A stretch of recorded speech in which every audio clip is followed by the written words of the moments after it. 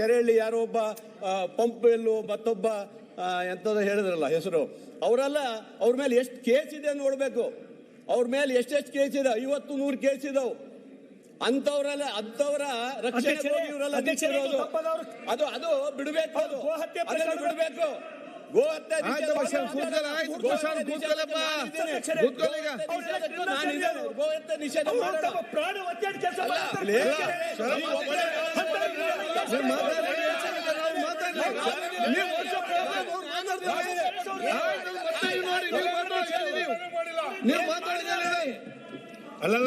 ಈ ರಾಜ್ಯದ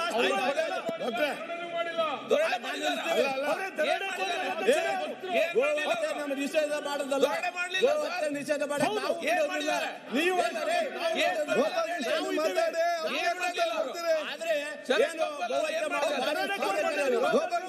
ಪೊಲೀಸ್ ಇಲಾಖೆ ಮಾತಾಡಿ.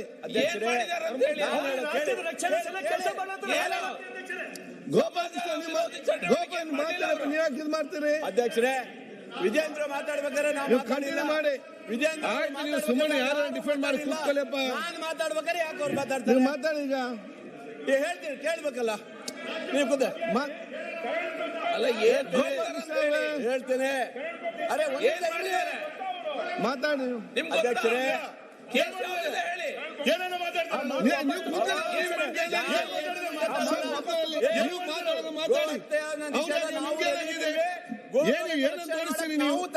ಮೆಸೇಜ್ ಕೊಡ್ತೀರಿ, ವಿಷಯ ಮಾತಾಡಿಲ್ಲ. ಕೂತ್ಕಪ್ಪ ನೀವು ಮತ್ತೆ ಮಾತಾಡಿ. ನೀವು ಮಾತಾಡಿ. ಆಯ್ತು, ಯಾರು ನಿಮ್ಮ ಯಾಕೆ ನೀವು ಅವ್ರೇ ಸದಕೊಂಡಿದ್ದಾರೆ? ಏನು ಯಾರನ್ನೇ ಬಗ್ಗೆ ಮಾತಾಡ್ತೀವಿ ಸುಮ್ಮನೆ ಕೂತ್ಕೊಂಡು? ಈ ಒಂದು ವಿಧಾನಸಭೆಯಲ್ಲಿ ಕೂತ್ಕೊಂಡು ಏನ್ ಯೋಚನೆ ಮಾಡ್ತೀವಿ ನೀವು? ಮಾತಾಡಿ ಮುಗಿಸ್ತೀವಿ. ನೀವು ಮಾತಾಡೋಣ ಮಾತಾಡಿಯಪ್ಪ. ನೀವು ಮಾತಾಡೋಣ ಮಾತಾಡಿ. ಅದೇ ಮುಗಿಸಿ. ಅವ್ರು ಮಾತಾಡ್ಬೇಕು.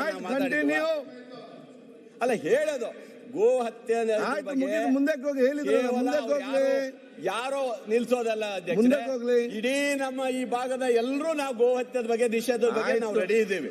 ಆಯ್ತಾ? ಗೋವುಗಳನ್ನ ಯಾರು ಹಿಡಿದ್ರು ಬಿಡಲ್ಲ. ಅವ್ರ ಮೇಲೆ ನಾವು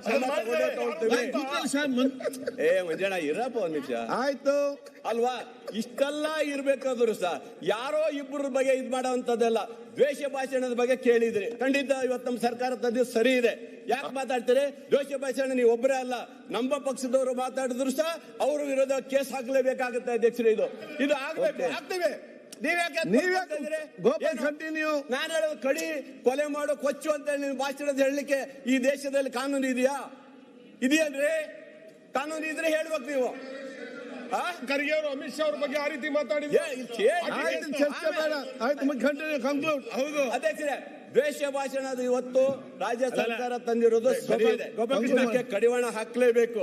ಇದು ಯಾರೇ ಇರ್ಬೋದು, ಯಾವುದೇ ವ್ಯಕ್ತಿ ಇರ್ಬೋದು, ಯಾವುದೇ ಪಕ್ಷ ಇರ್ಬೋದು, ಇದರಲ್ಲಿ ಕಡಿವಾಣ ಹಾಕ್ಲೇಬೇಕಾಗುತ್ತೆ ಅಧ್ಯಕ್ಷರೇ. ಈ ರೀತಿಯಾದಂತ ಸರ್ಕಾರ ತಂದಿರುವಂತದ್ನ ಖಂಡಿತ ಒಪ್ಪಿಕೊಳ್ಳಬೇಕಾಗುತ್ತೆ. ಬಳ್ಳಾರಿ MLA ರಿವಾಲ್ವರ್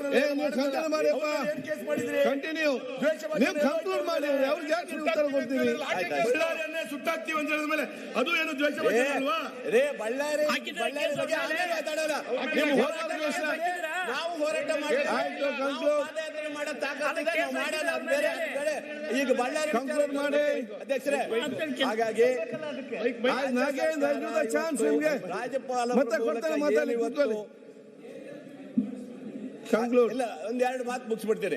ಇಷ್ಟು ಹೇಳಿ, ಇವತ್ತು ಕೇಂದ್ರ ಸರ್ಕಾರ ಇವತ್ತು ನಬಾರ್ಡ್ ಇಂದಲೂ ಸಹ ದುಡ್ಡು ಬರ್ತಾ ಇಲ್ಲ ಅಧ್ಯಕ್ಷರೇ. ನಬಾರ್ಡ್ ರಸ್ತೆಗಳು 2 ವರ್ಷ ಆಗ್ತಾ ಬಂತು. ಇವತ್ತಿಗೂ ಒಂದು ರಸ್ತೆಗಳನ್ನ ನಮಗೆ ಕೊಡ್ಲಿಕ್ಕೆ ಆಗ್ತಾ ಇಲ್ಲ. ಇವತ್ತು ಬ್ಯಾಂಕು, ಇವತ್ತು DCC ಬ್ಯಾಂಕ್ ಅಲ್ಲಿ ಇವತ್ತು ಒಂದೊಂದು ಕ್ಷೇತ್ರದಲ್ಲಿ ಜಿಲ್ಲೆಯಲ್ಲಿ ಸುಮಾರು 200 ಕೋಟಿ ರೂಪಾಯಿ ಬ್ಯಾಲೆನ್ಸ್ ಬರಬೇಕಾಗಿದೆ. ರೈತರ ಧ್ವನಿ ಅಂತಾರೆ, ರೈತರ ಪರವಾಗಿ ಅಂತಾರೆ. ಯಾಕೆ ಬರಲ್ಲ ದುಡ್ಡು?